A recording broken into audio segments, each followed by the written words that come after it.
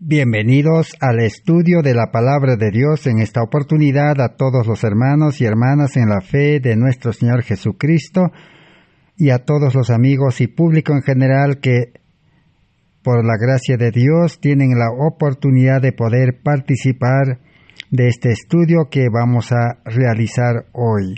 Estamos estudiando una serie de estudios del plan de salvación por fe y gracia.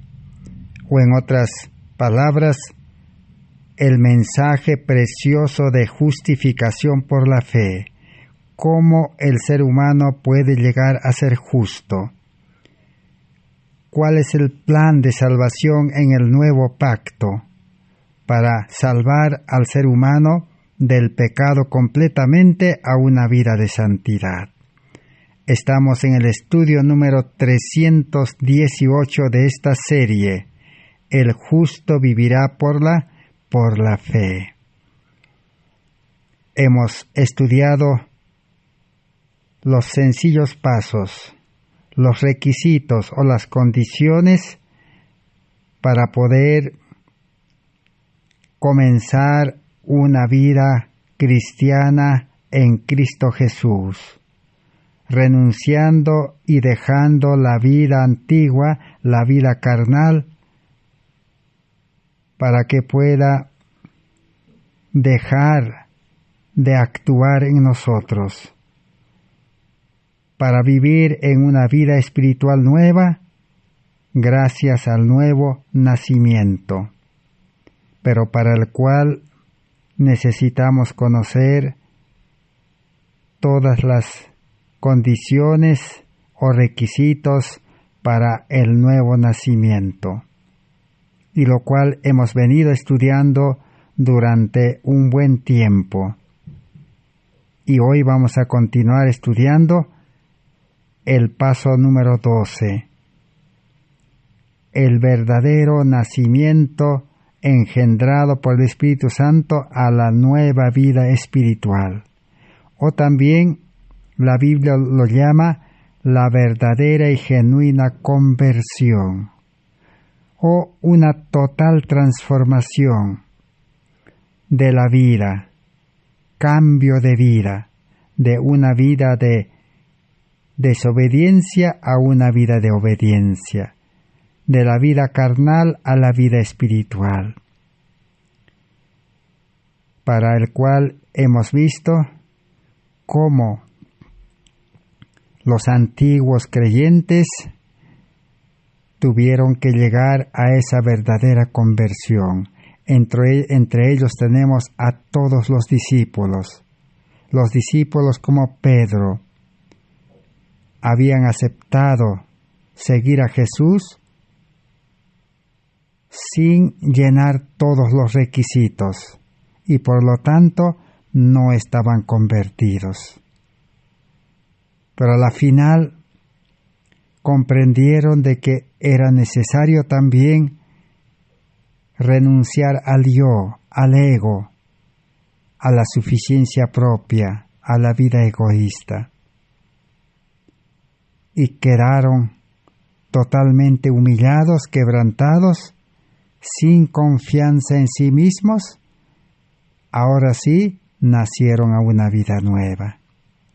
Pero también Judas fracasó, no pudo llegar al nuevo nacimiento.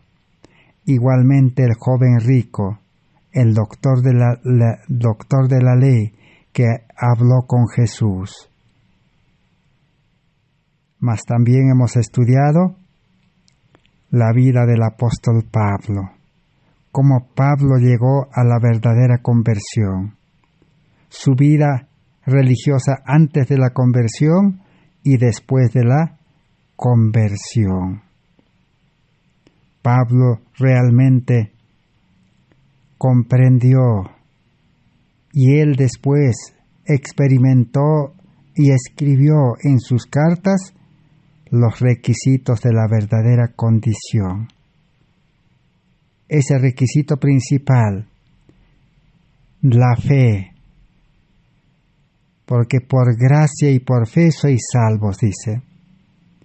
Esa confianza en Dios que lleva a desconfiar de uno mismo, de Dios, y lleva a desconfiar del mundo, Pablo lo denominó como pérdida, como basura, dice él, ya no me sirve para nada. Así lo consideró. Y nosotros, todos esos requisitos que hemos estudiado, ahí están. Ya no nos vale para nosotros. ¿Cuáles son esos? Esos son los 12 requisitos que Pablo había entendido mal y ahora tuvo que desecharlo. Para continuar estudiando, entonces brevemente repasemos. El llamamiento. Pablo no había entendido el verdadero llamamiento, sino él por su propia iniciativa, carnalmente, había aceptado ser circuncidado y había aceptado la ley y había comenzado a obedecer. Entonces, el segundo requisito, comprendió mal la palabra de Dios. Aumentó a la palabra de Dios con obras. Ahí estaba su problema. Y el tercer requisito, no tenía fe verdadera, no había entregado su vida a Cristo. El cuarto requisito, no se había humillado, él era un altivo rabino.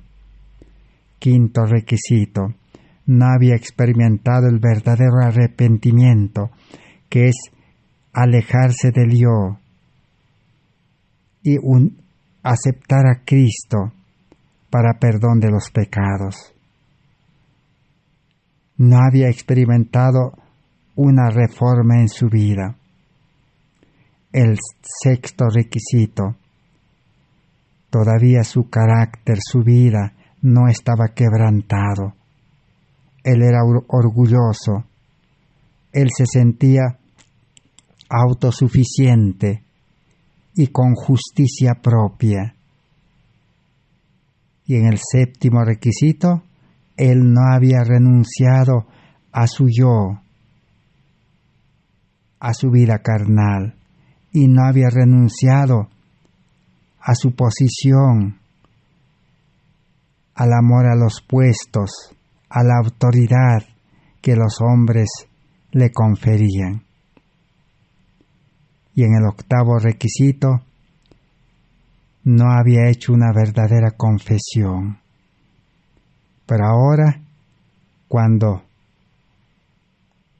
llegó a la conversión, él confesó abiertamente. Dijo, lo tengo por basura todo, lo tengo por pérdida, ya no me vale, ya no me sirve ahora, porque he encontrado, dice, a Cristo, la justicia de Cristo, solamente por fe y gracia, sin obras de la ley. Así él escribe. Y él realmente, en el noveno requisito, no había aceptado la verdad. No tenía la verdad. No había aceptado a Cristo, no tenía a Cristo. No había aceptado el amor, no tenía el amor. Y no había aceptado la ley en su corazón. No tenía escrito la ley en su corazón por el nuevo nacimiento. Solo tenía como conocimiento en la mente. Y enseñaba la teoría. Y enseñaba aumentando la obediencia. Y la obediencia se había tornado una costumbre. Y la costumbre una tradición. Ese era su problema. Por eso cuando comprendió este evangelio de salvación tal como es, dijo, lo tengo por basura. Y el décimo requisito, no había entregado su voluntad. Él hacía su voluntad, así como Caín pensaba que estaba haciendo lo mejor, con celo ciego, enseñando a obedecer la ley a la letra, sin tener la ley en el corazón. Y en el requisito número 11, Pablo había aceptado el perdón, pero no había aceptado el cambio de corazón, no había aceptado el carácter de Cristo, la imagen de Cristo por el nuevo nacimiento. Por lo tanto, su vida no era una vida santa, una vida perfecta, una vida de paz, de gozo. Había descontento en su corazón, había rencor, ira, odio, no tenía amor, no era feliz. Esa era la diferencia. Por eso, esa clase de vida religiosa lo desechó como basura. Y en el paso número 12, ahora sí, cuando se vio enfrentado a la muerte, se vio enfrentado a la mayor crisis de su vida, quedó humillado cuando cayó, quebrantado, y aceptó a Cristo, y entregó su vida y experimentó la verdadera conversión. Por eso en el libro Hechos de los Apóstoles, página 200, dice: en ocasión de su conversión, Pablo se llenó de un vehemente deseo de ayudar a sus semejantes a contemplar a Jesús de Nazaret como el Hijo de Dios vivo, poderoso para transformar y salvar. Desde entonces dedicó enteramente su vida al esfuerzo de pintar el amor y el poder del crucificado. Su gran corazón simpatizaba con todas las clases sociales.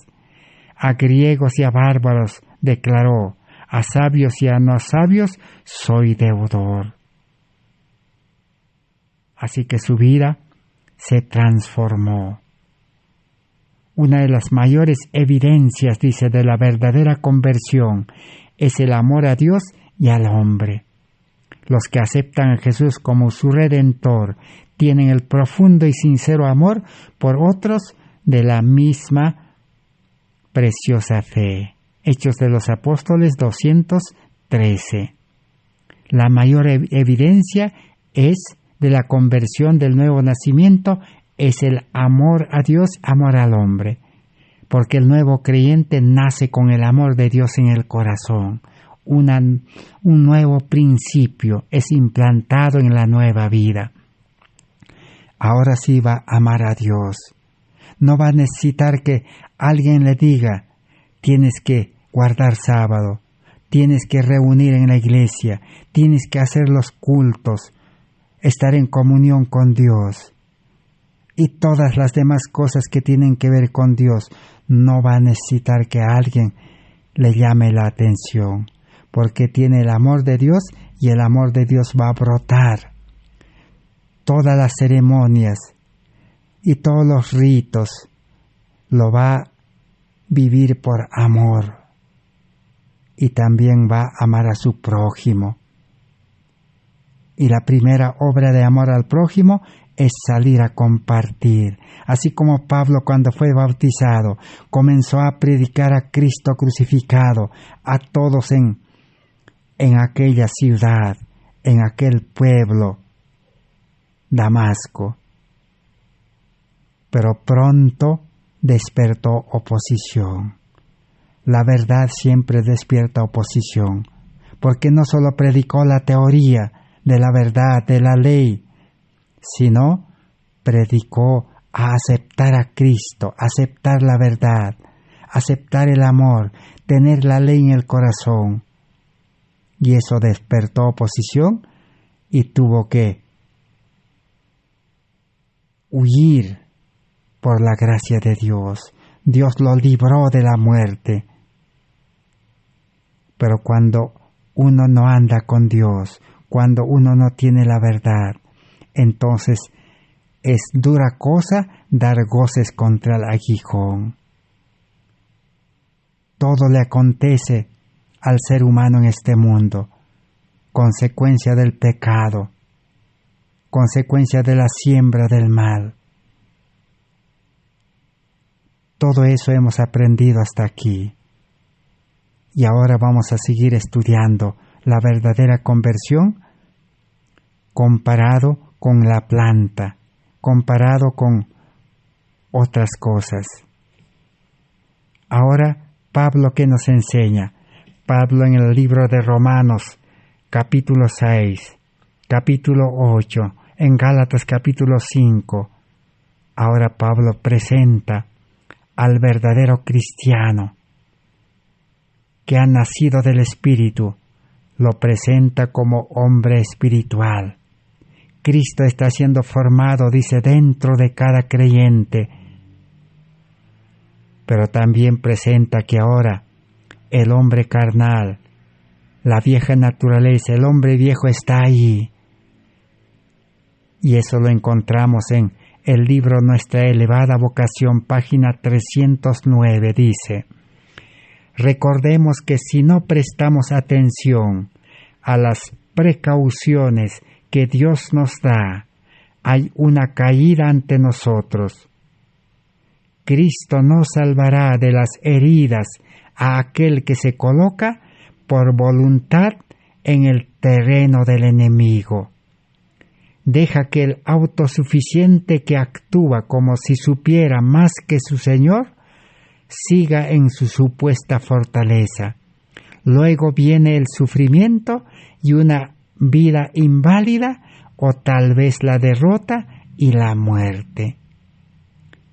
Así que el nuevo creyente, el hombre espiritual, está en peligro.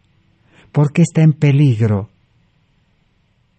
No puede cantar victoria. No es salvación para siempre. No es tener una santidad, una perfección en naturaleza pecaminosa, en la carne. No, el hombre carnal debe morir. Es santidad en vida espiritual, conectado a Cristo, permaneciendo en Cristo. Ahora el peligro es que el hombre viejo se levante, el yo se levante porque está ahí, desechado a un lado. Ahora sí, el ser humano carnal nuevamente se levanta con su autosuficiencia, como si supiera mejor que Cristo, su guía ahora, y se confía en su sabiduría. Vendrá, dice, la derrota, la muerte, la caída. Nuevamente caerá en pecado. Ese es el problema que existe mientras el pecado todavía está en el mundo. Por eso el libro En Lugares Celestiales, página 280, dice: todos tenemos que enfrentar pruebas. Tenemos que contender con el viejo temperamento natural. Pero ese temperamento tiene que ser puesto en sujeción a Cristo. El hombre viejo con su temperamento, su carácter malo, tiene que ser cada día entregado a Cristo, para que Cristo lo pueda sujetar, para que Cristo lo pueda subyugar, para que Cristo por medio de su gracia y su Espíritu Santo lo pueda colocarlo en la cruz, como en la cruz, para que no actúe, no se levante y no lleve nuevamente al pecado con su autosuficiencia, con su orgullo, con su egoísmo, para que no vuelva a la vida egoísta. La seguridad está en Cristo. Pero si nuevamente comienza a confiarse en uno mismo, la caída está adelante. Dios nos cuida, página 240, dice: se debe mantener una guerra constante contra la mente carnal y debemos ser ayudados por la influencia refinadora de la gracia de Dios, que atraerá a la mente hacia lo alto y habituará a meditar en las cosas puras y santas. Necesitamos depender de la gracia de Dios y no dar lugar a la mente carnal. sino a la mente espiritual. Confiar, eso se llama el justo vivirá por la fe, confiando en la gracia, confiando en el Espíritu Santo, confiando en el amor de Dios, confiando en Cristo que está dispuesto a obrar en nosotros. Por eso el apóstol Pablo dice en el libro de Romanos capítulo 6. Primero leamos capítulo 5. Romanos capítulo 5, verso 20 y 21 dice: Pero la ley se introdujo para que el pecado abundase, mas cuando el pecado abundó, sobreabundó la gracia. ¿Para qué vino la ley? ¿Para qué sirve la ley? Para que el pecado abunde, para que nos muestre nuestra vida pecaminosa, que somos rematadamente llenos de pecado, tanto en el corazón y en la mente, y tanto en obras también. Pero cuando el ser humano reconoce su condición, ahora se aferra a la gracia. Y en el 21 dice: para que así como el pecado reinó para muerte, así también la gracia reine por la justicia para vida eterna mediante Jesucristo nuestro Señor. Y en el estudio anterior hemos estudiado en San Juan 1, 14 al 17, que decía: Cristo vino lleno de gracia y de verdad. Y Cristo nos quiere impartir cada día gracia sobre gracia, gracia más gracia, para vivir en el reino de la gracia. Y el capítulo 6 de Romanos, Pablo ahora nos dice en el verso 11, 12 y también 14, 15, que nos dice: Así también vosotros consideraos muertos al pecado, pero vivos para Dios en Cristo Jesús, Señor nuestro. Nuestra vida carnal tenemos que considerarlo como muerto. El yo tiene que estar considerado como muerto. La mente carnal humana también como muerto. Por eso ya no debemos volver a las cosas de este mundo, por la gracia de Dios, por ese poder de Dios. Y 12 dice: no reine pues el pecado en vuestro cuerpo mortal, de modo que lo obedezcáis a sus concupiscencias. Ni tampoco presentéis vuestros miembros al pecado como instrumentos de iniquidad. Así que no debemos presentar al pecado, a Satanás, nuestro cuerpo carnal, para que sea manejado como instrumento de pecado, de iniquidad. Sino presentaos vosotros mismos a Dios como vivos de entre los muertos, y vuestros miembros a Dios como instrumento de justicia. Aunque estemos ahora considerados como muertos carnalmente, tenemos que ahora presentarnos a Dios como vivos en vida espiritual. Y 14 dice: porque el pecado no se enseñoreará de vosotros, pues no estáis bajo la ley, sino bajo la gracia. Solo el hombre carnal está bajo la ley y le gusta obedecer la ley y hacer las obras de la ley para ser justificados por las obras de la ley. Pero ese hombre carnal debe estar muerto. Ahora ya no estáis bajo la ley, dice. Estáis bajo la gracia y el pecado no se enseñoreará. 15. ¿Qué pues diremos? ¿Pecaremos porque no estamos bajo la ley? Sino bajo la gracia en ninguna manera. Así Pablo presenta la vida espiritual. Por eso cada día tenemos que ahora contender, luchar contra el temperamento viejo, natural, el hombre viejo, nuestro carácter viejo, nuestra conducta vieja. Y debemos mantener una guerra constante contra la mente carnal, para no más actuar en mente carnal, sino en mente espiritual. Así que el nuevo nacimiento la conversión, la salvación. Allí en la salvación, en el nuevo nacimiento, no desaparece el hombre viejo, no desaparece el yo, no desaparece el carácter humano terrenal, sino que el nuevo hombre recibe poder sobrenatural para contender, para luchar contra el pecado. Por eso Camino a Cristo, página 43, dice: la mayor guerra contra nosotros mismos es la batalla más grande que jamás se haya reñido. El rendirse a sí mismo, entregando todo a la voluntad de Dios, requiere una lucha, mas para que el alma sea renovada en santidad, debe someterse antes a Dios. Por eso Santiago 4, 7 y 8 dice: someteos a Dios y el diablo huirá de vosotros.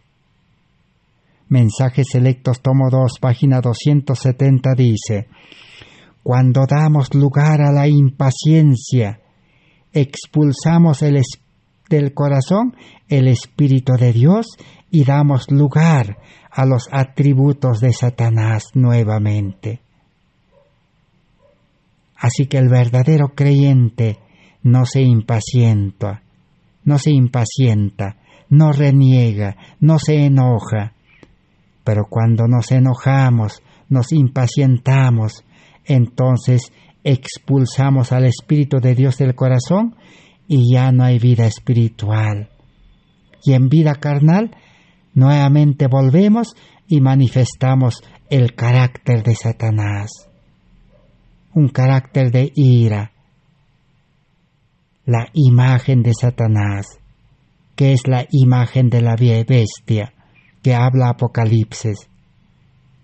Entonces el libro deseado de todas las gentes, página 456, nos dice así: tened cuidado, no sea que os creáis suficientes y obréis por vuestra propia fuerza, en lugar de hacerlo por el Espíritu y la fuerza de nuestro Señor Jesucristo.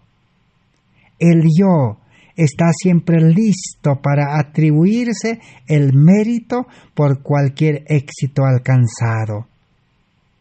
El yo se lisonjea, el yo se exalta y no se agrada en otras mentes la verdad de que Dios es todo y en todos. El apóstol Pablo dice: porque cuando soy flaco, débil, entonces soy poderoso. 1 Corintios 15, 31.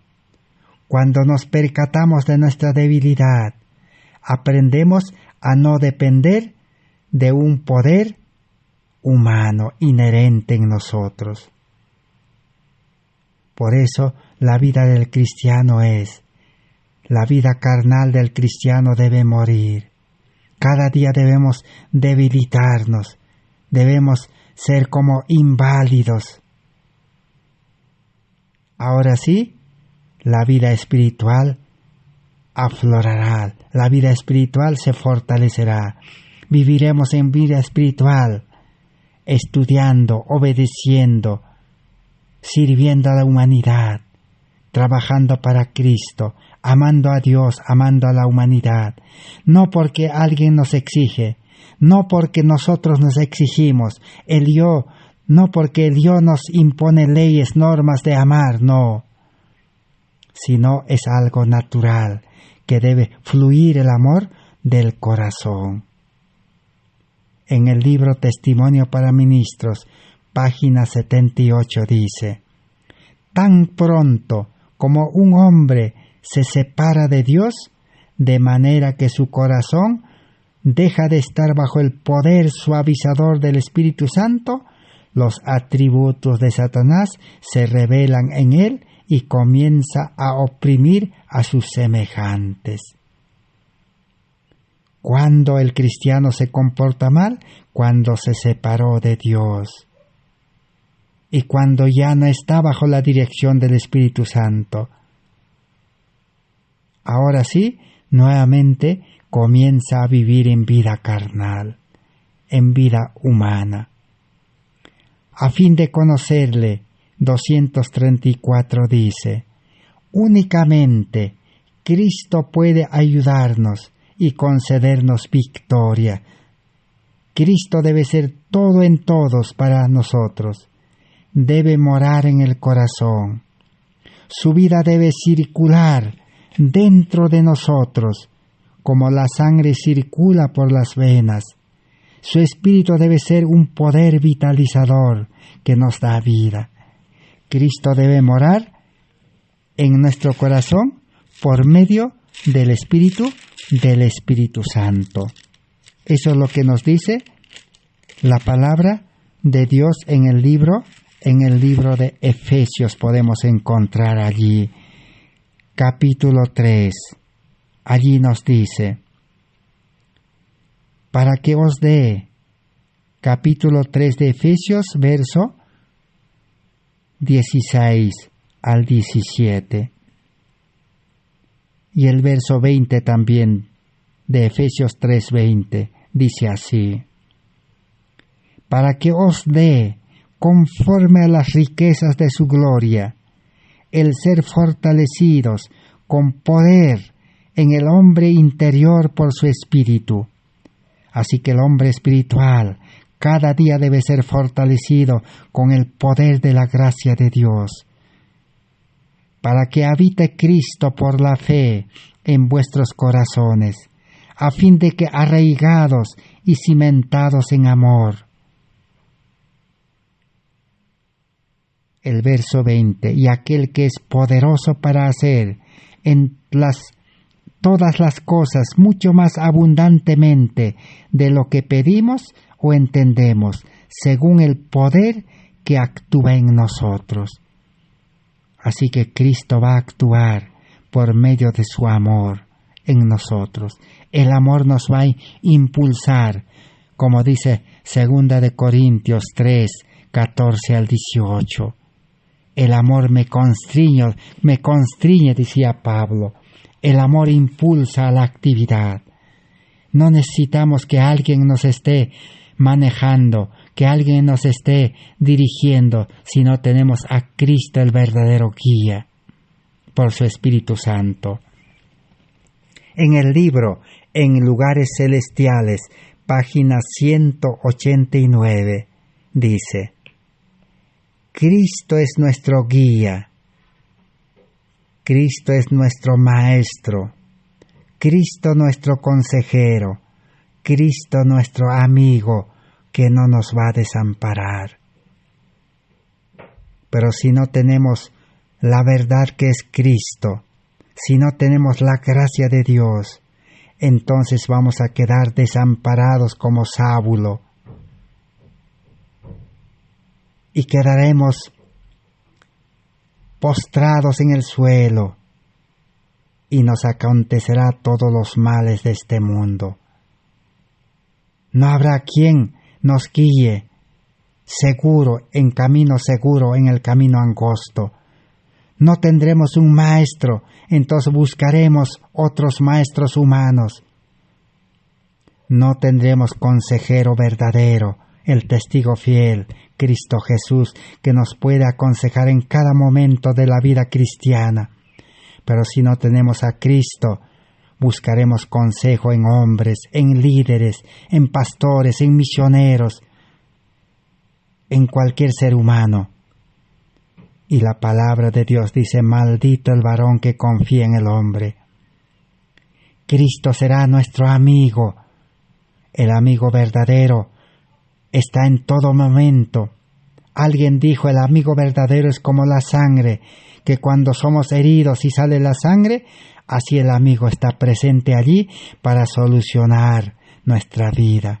Así como Saulo aceptó a Cristo y Cristo le dio sanidad, le devolvió la vista. Cristo nos invita a morar en Él. Cuando lo hacemos, toda fricción, todo mal genio, toda irritación cesarán, desaparecerán en la vida. Así que el que tiene a Cristo, la verdad, la gracia, que ningún hombre puede dar, ningún líder puede dar eso. Solo el líder puede enseñar la teoría, la ley, la copia y llevarnos a Cristo. Esa es su función. Pero Cristo sí, si tenemos vida espiritual por el nuevo nacimiento. Así que ya no chocaremos con nadie, no habrá fricción, no habrá enemistad con nadie. Solo la única enemistad será con el pecado. Porque Jesús dijo en Génesis 3:15, enemistad pondré entre ti y la mujer. Enemistad con Satanás, enemistad con los pecados de este mundo, enemistad contra la educación del mundo, la alimentación del mundo, los trabajos del mundo, la vida de la ciudad en el mundo, la riqueza del mundo, enemistad y enemistad contra la tecnología. Eso sí habrá, pero habrá amor hacia Dios, amor al prójimo. No habrá mal genio, mal carácter. Y no habrá irritación, ira, cólera, descontento. ¿Qué necesita para tener esa vida de Cristo? El amor, la ley en el corazón, el Espíritu Santo en el corazón por medio del nuevo nacimiento. No es solo pedir, Señor, dame tu Espíritu, Señor, cambia mi vida, no, sino es renunciar al yo, al mundo y entregar nuestra vida, cumplir los 12 requisitos y naceremos a vida nueva. El Hijo de Dios, ahora nacido de nuevo con el carácter de Cristo, tiene todo el derecho para pedir por fe, porque todas las riquezas del cielo están a su disposición, porque es Hijo de Dios. Pero el que no es por el nacimiento espiritual Hijo de Dios, no tiene derecho a pedir.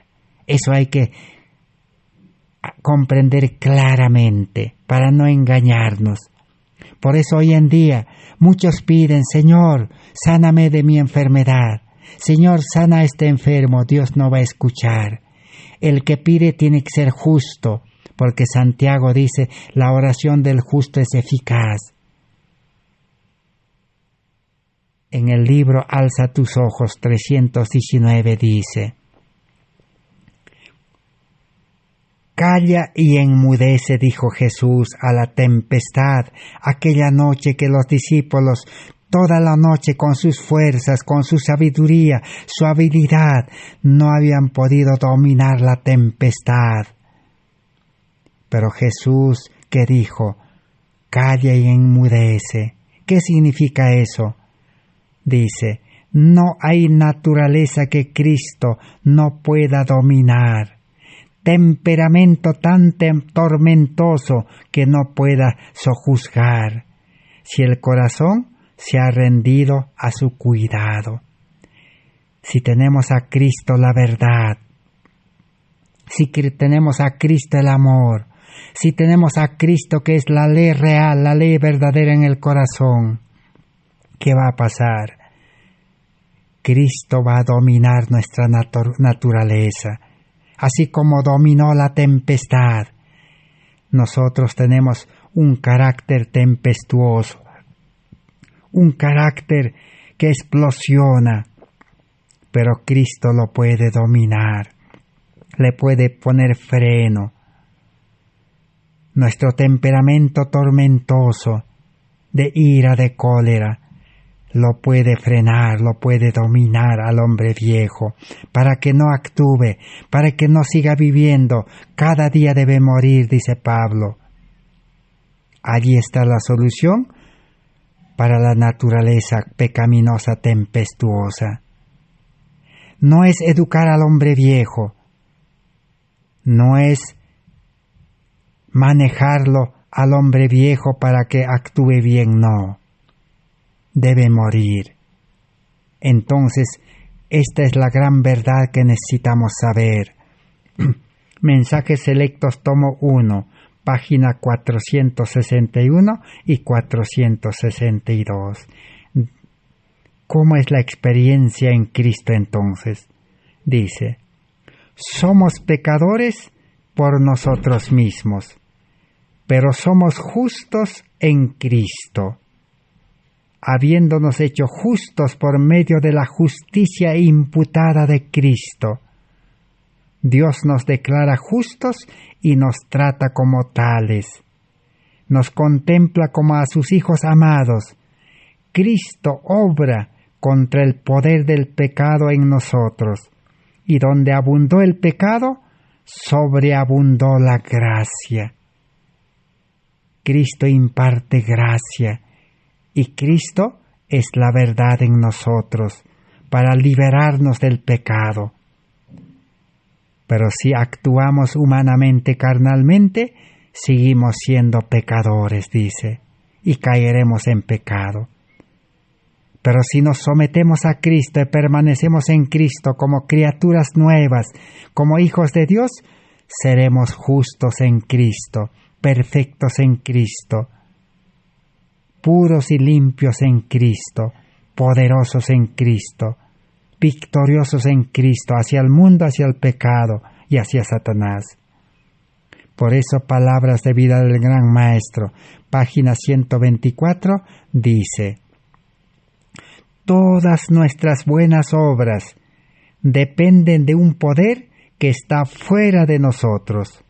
Únicamente podemos caminar con seguridad mediante una constante renuncia al yo y dependencia de Cristo. Toda buena obra que el nuevo creyente, el cristiano, puede realizar, depende de un poder fuera de nosotros, el Espíritu Santo, la gracia de Dios. El hombre carnal no puede hacer buenas obras. Sus buenas obras son justicia propia, están contaminados de egoísmo, no vale. Tenemos que renunciar al yo cada día, cada hora, cada instante y depender de Cristo. En el libro A fin de conocerle, 268, allí tenemos el ejemplo de Cristo. Vamos a recordarle el ejemplo de Cristo. No deberíamos halagarnos pensando en que tenemos poder o sabiduría en nosotros mismos, porque nuestro poder es debilidad, nuestro juicio es necedad. Cristo venció al enemigo por nosotros, porque tuvo compasión de nuestra debilidad y sabía que seremos vencidos y pereceríamos si Él no acudiera en nuestro socorro. Cubrió su divinidad con la humanidad y así estuvo en condiciones de alcanzar al hombre con su brazo humano, mientras que con su brazo divino se aferra al trono infinito. Así que Cristo venció y esa victoria nos quiere dar, pero tenemos que aceptar a Cristo en nosotros y nosotros estar en Cristo conectados, permanecer en Cristo. Por el nuevo nacimiento. Si no hemos nacido a vida nueva, si no hemos experimentado la conversión que hemos estudiado, si no hemos recibido una total transformación, entonces no podemos vivir una vida en Cristo. Necesitamos entonces esa verdadera justificación por la fe en Cristo Jesús. Ser semejantes a Jesús, página 19, dice: porque la vida de Jesús fue una vida de confianza constante, sostenida por la comunión continua con su Padre. Su servicio para el cielo fue sin fracaso ni vacilación. Diariamente asediado por la tentación, constantemente contrariado por los dirigentes del pueblo judío, Cristo sabía que debía fortalecer su humanidad por medio de la oración. Con el fin de ser útil a la humanidad, debía comulgar con Dios y debía obtener de Dios energía, perseverancia y constancia. Así que Jesús, en carne humana, dependió de Dios, su Padre. Por eso oraba todos los días, comulgaba con Dios, recibía energía, poder, perseverancia y constancia de Dios. No se confiaba en la carne. Así nosotros necesitamos esa vida. Por eso Jesús comparó para los judíos, para que entiendan, con el vino nuevo y el vino viejo, añejo. Odre nuevo, odre viejo. Vamos a leer en Hijos, Hijas de Dios 261. ¿Qué dijo Jesús? Jesús dijo, el vino nuevo, que era la verdad, no se puede depositar, colocar, dijo, en odres viejos. O sea, Cristo no puede entrar a la vida carnal, al corazón egoísta, a la mente terrenal, con mente terrenal, no puede. La verdad no puede tener cabida con en un corazón egoísta. Por eso dice, si mediante la gracia de Cristo su pueblo se transforma en recipientes nuevos, Él los llenará con vino nuevo. Dios concederá luz adicional y se recuperarán verdades antiguas que serán repuestas en el armazón de la verdad, y donde quiera que vayan los obreros, triunfarán.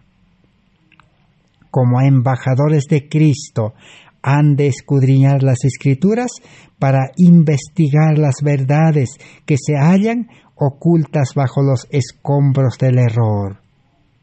Y han de continuar o han de comunicar a otros cada rayo de luz que reciban. Habrá un solo interés prevaleciente, un solo propósito que absorberá a todos los demás, Cristo nuestra justicia. Así que el verdadero creyente, convertido, nacido del Espíritu, totalmente transformado, su único interés será comunicar a otros ese Evangelio, Cristo nuestra justicia. Aceptar a Cristo, la verdad y la gracia, no conformarse con la teoría del Evangelio, con la letra de la ley, con doctrina como conocimiento, no. Eso es para llevarnos a Cristo. No hay que quedarse con la ley para obedecer, no hay que quedarse con las doctrinas para cumplir, sino hay que aceptar a Cristo. Pero para aceptar a Cristo hay condiciones, las 12 condiciones que hemos estudiado. Necesitamos ser odres nuevos, recipientes nuevos, vasija nuevo. La vida cristiana no es para el hombre carnal, para el hombre viejo. Debe morir en las aguas bautismales y el nuevo creyente debe levantarse con nueva vida, resurrección a nueva vida espiritual, para vivir para Cristo, ya no vivir para el mundo. Ahora, la vida cristiana está comparada con la planta. Vamos a leer en Maravillosa Gracia de Dios, página 127. Discurso Maestro de Jesucristo 104. Dice: debéis ser buenos antes que podáis obrar el bien. Repito, debéis ser buenos antes que podáis obrar bien. Para hacer obras buenas, primero hay que ser bueno. En otras palabras, Jesús dijo, el árbol malo produce malas obras y el árbol bueno produce buenos frutos, buenas obras. Eso está en San Mateo capítulo 5 y 6. cuando se efectúe ese cambio en vosotros, del árbol malo al árbol bueno, os resultará natural vivir para beneficiar a otros, así como es natural para el rosal producir sus flores fragantes, o a la vid producir racimos morados y dulces. Así que servir a otros, trabajar en favor de otros, predicar el Evangelio, enseñar la palabra de Dios a cada creyente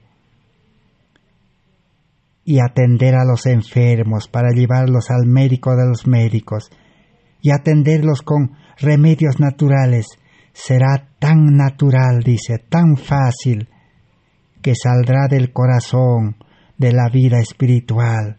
No necesitará a alguien que le ordene, que le mande, porque tiene al médico de los médicos en su corazón. Y el médico de los médicos dice, seguidme a mí. El que quiere, sígame, dice, niéguese a sí mismo y tome su cruz. Así es la vida cristiana. Pero para el árbol malo, para el hombre viejo, para el ser humano carnal, con corazón carnal, egoísta y mente terrenal, será difícil.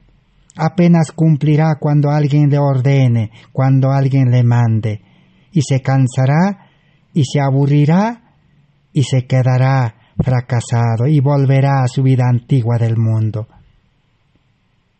Esa era la vida de Pablo antes de la conversión. Leamos ahora en Testimonios para la Iglesia, tomo 4, página 340. El buen árbol no dará frutos corruptos, malos frutos, imposible. Tan cierto como el buen árbol da buenos frutos, la buena conversación acompañará a la buena conciencia. Así que, si somos un árbol bueno, así como dice el profeta Isaías, podemos leer en el libro de Isaías, vamos a leer en el capítulo 50, en el capítulo 61, capítulo 61 de Isaías, que dice, el verso 3, dice así: serán llamados árboles de justicia, plantío de Jehová, para gloria suya. Así que el buen árbol está comparado con el nuevo nacimiento. Un árbol de justicia, un árbol justo, un hombre justo, santo, bueno. Producirá, dice, buenos frutos, buenas obras, obediencia.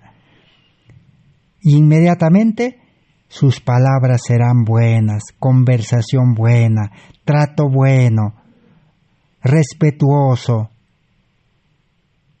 No se aprende a respetar. El mundo enseña a respetar. El mundo enseña a hablar buenas palabras en la psicología. La psicología, la educación del mundo enseña a hablar buenas palabras, buen trato del esposo a la esposa, de la esposa al esposo, de los hijos también. La psicología, la educación, pero no funciona. Eso se acaba, se termina, porque el corazón es malo. No hay amor de Dios en el corazón, es amor egoísta. Pero cuando el árbol es bueno, plantío de Jehová por el nuevo nacimiento, árbol de justicia, dará buenos frutos, buenas obras. Y naturalmente comenzará a tratar bien el esposo a la esposa al esposo, los hijos igual. Habrá palabras correctas, amables, porque nacerá del corazón, no porque alguien le ha enseñado, porque la enseñanza humana, ¿qué cosa es, hemos dicho? Es una costumbre, se torna costumbre, hábito, y es una tradición. Eso es mezclar la verdad con el error. Es vino de Babilonia. Eso confunde, confusión. Terminemos de leer. Si un hombre es descortés y grosero con su familia y otras personas relacionadas con él, no es difícil imaginar cómo se comportará en la iglesia. Nadie puede tener el espíritu y la mente de Cristo sin que ello lo mejore en todas sus relaciones y deberes de la vida. Así que si un hombre, si un cristiano es descortés, grosero, se comporta mal, entonces no es buen árbol, es mal árbol. Es un mal árbol que quiere vivir la vida religiosa como el farisaísmo, religión legal. La religión de Cristo es por nacer como una nueva planta plantado por Cristo, plantío de Jehová, un árbol de justicia que producirá frutos de justicia. Y eso mismo el salmista dice en el Salmo capítulo 1. Podemos leer también. Dice así, Salmos 1, el verso 3.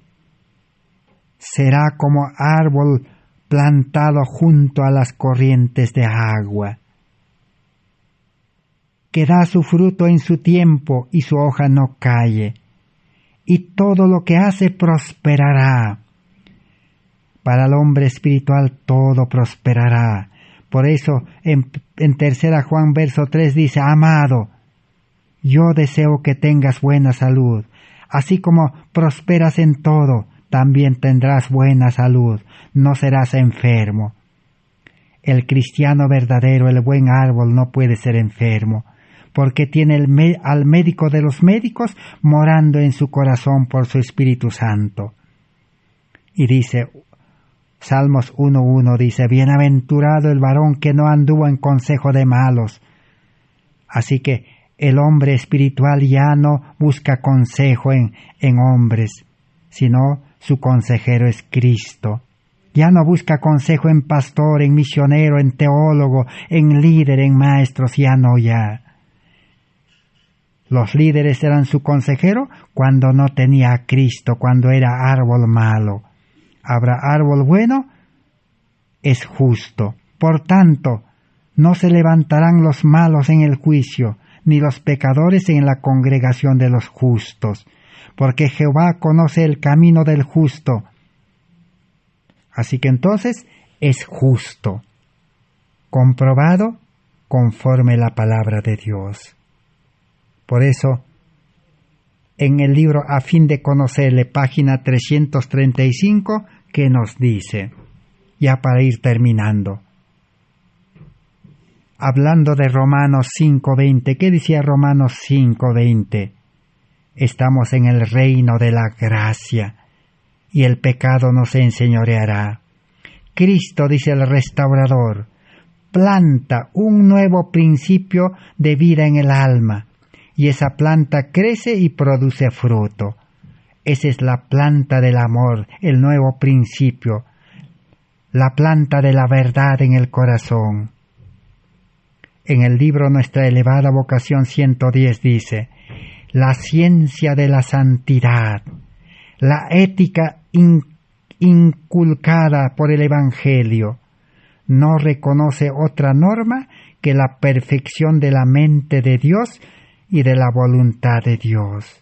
Es el carácter y la mente de Cristo lo que los hombres deben recibir mediante la conversión y la total transformación y el nuevo nacimiento.